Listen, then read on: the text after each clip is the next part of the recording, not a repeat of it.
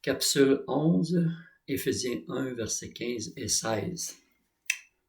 C'est pourquoi moi aussi, ayant entendu parler de votre foi au Seigneur Jésus et de votre amour pour tous les saints, je ne cesse de rendre grâce pour vous. Je fais mention de vous dans mes prières. Alors ici commence une intercession de l'apôtre Paul en faveur de ses lecteurs, une prière qui demande la réalisation pour eux dans leur vie personnelle des 11 bénédictions qui ont été mentionnées dans les versets 3 à 11, l'élection, la prédestination, l'adoption, la grâce, la rédemption, le pardon, la sagesse, l'intelligence, la connaissance du mystère, le sceau de l'esprit et 11e, l'héritage. Alors c'est évident que Paul veut pour ses auditeurs qu'ils puissent s'approprier toujours plus ces bénédictions-là qui sont à eux en Christ. Parce que comme on va le voir tout au long de cette prière qui se poursuit jusqu'à la fin de ce chapitre, il y a de profondes implications dans le fait de s'approprier ou non ces bénédictions à la banque du ciel. Alors le c'est pourquoi du verset 15 qui commence cette prière fait le lien avec cette prière-là qui commence, avec ce qui a été dit précédemment dans les versets 3 et 14. C'est pour ça que Paul dit c'est pourquoi, à cause de ce qu'il vient de dire dans les versets 3 à 14. Et plus spécialement avec les versets 13 et 14 qui mentionnent les chrétiens d'origine païenne qui ont été inclus dans l'intention suprême de Dieu qui est de réunir toutes choses en Christ. Et le fondement de la prière de Paul, il dit, c'est leur foi au Seigneur Jésus, donc leur relation de haut en bas, verticale, et leur amour pour tous les saints, donc leur relation horizontale avec les autres frères chrétiens. Et Jésus, n'est-ce pas, a dit aussi que le plus grand commandement, c'est d'aimer Dieu de tout ton cœur, mais aussi d'aimer ton prochain comme toi-même. Alors cet amour-là, pour tous les saints, que Paul vient de mentionner, consiste au fait que la barrière, les anciennes barrières entre juifs et non-juifs ont été démolies, de sorte que maintenant, ils peuvent vivre ensemble des relations harmonieuses, ce qui était impossible auparavant, quand ils étaient en dehors de Christ, les uns comme les autres. Et cet amour-là, c'est un thème central de la lettre parce que l'amour a quelque chose à voir avec notre capacité à recevoir la révélation de la part de Dieu. Et Jésus lui-même avait dit, on lit ça dans Jean 14 au verset 21, « Celui qui a mes commandements et qui les garde, c'est celui qui m'aime. Et celui qui m'aime sera aimé de mon Père. Je l'aimerai et je me ferai connaître à lui. » Et encore au verset 23, Jésus répondit, « Si quelqu'un m'aime, il gardera ma parole et mon Père l'aimera. Nous viendrons à lui et nous ferons notre demeure chez lui. » Donc cet amour est comme conditionnel ou un facteur non négociable à recevoir la révélation de la part du Père et du Fils. Et que Paul dise au verset 16, « Je ne cesse de rendre grâce pour vous, je fais mention de vous dans mes prières. » Ça nous montre que Paul, premièrement, ne cessait pas de prier et que dans ses prières, il rendait continuellement grâce. Et ça nous montre que pour lui, la prière d'action de grâce, c'était une priorité dans sa vie et dans la vie des chrétiens pour le succès de nos vies à tous.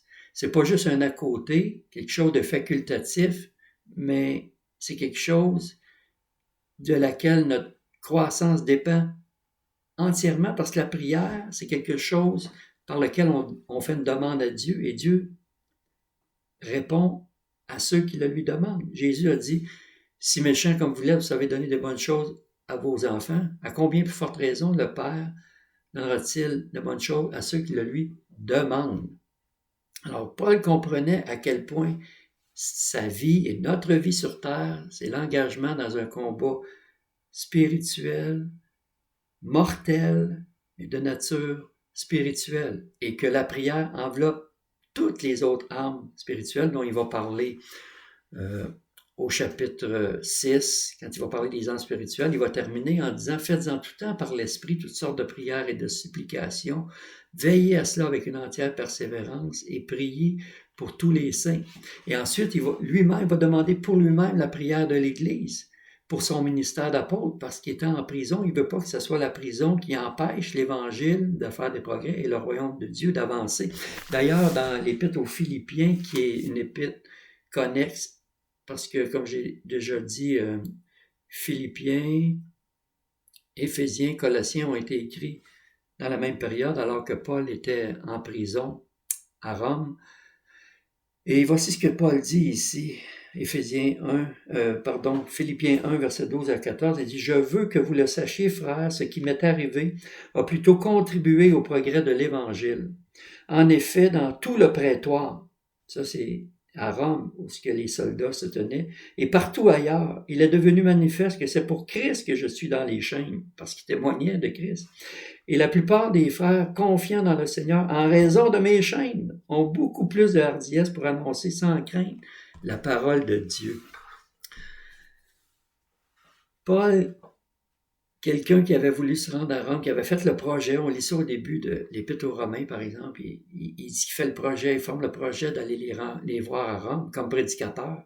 Pourtant, il est arrivé là, non pas comme prédicateur, mais comme prisonnier. Et ça, il aurait pu interpréter ça comme un échec, mais Paul, c'est un homme résolu, un homme déterminé. Et pour lui, ce problème, il le voyait comme une opportunité. On entend souvent dire ça dans des conférences où le prédicateur va nous dire qu'il faut voir le problème comme une opportunité. Ou comme l'histoire que j'avais racontée dans la capsule sur les versets 1 et 2 d'un homme qui était concierge, qui avait manqué un emploi parce qu'il ne savait pas écrire, il n'avait pas pu signer son contrat, puis il a changé ce problème-là en opportunité, et puis il est devenu millionnaire. Alors, je l'avais raconté, je ne le répéterai pas, mais il a changé son problème en opportunité. Et Paul, c'était quelqu'un comme ça. Paul, c'était un homme résolu qui pouvait dire aussi aux Philippiens, au verset 1, 21, « Car pour moi, Christ est ma vie et la mort m'est un gain. » Pour lui, être en prison, d'envisager la mort, ce qui va arriver d'ailleurs parce que Néron va le faire exécuter, mais c'est un gain pour lui. Mais il disait que pour le moment, que dois-je préférer? Je ne sais, je suis pressé des deux côtés. J'ai le désir de m'en aller et d'être avec Christ, ce qui est de beaucoup le meilleur. Mais à cause de vous, il est plus nécessaire que je demeure dans la chair, c'est-à-dire en prison. Même en prison, il se voyait plus utile pour le royaume de Dieu que s'il était parti. Mais c'est sûr, s'il était parti, il aurait pu être là. Quand tu n'es plus dans ton corps, tu ne peux plus aider le royaume de Dieu. C'est pour ça que la Bible nous dit d'offrir nos corps comme un sacrifice vivant, parce que Dieu a besoin de nos corps, a besoin des hommes et des femmes qui consacrent leur corps à l'œuvre de Dieu et à l'avancement de son royaume. Alors, c'est pour ça aussi qu'il va nous exhorter à la fin de cette lettre-là à prier abondamment. C'est ce qu'il fait ici au début, au verset 15 et 16. Et dans la prochaine capsule, on va examiner les différents points de sa requête.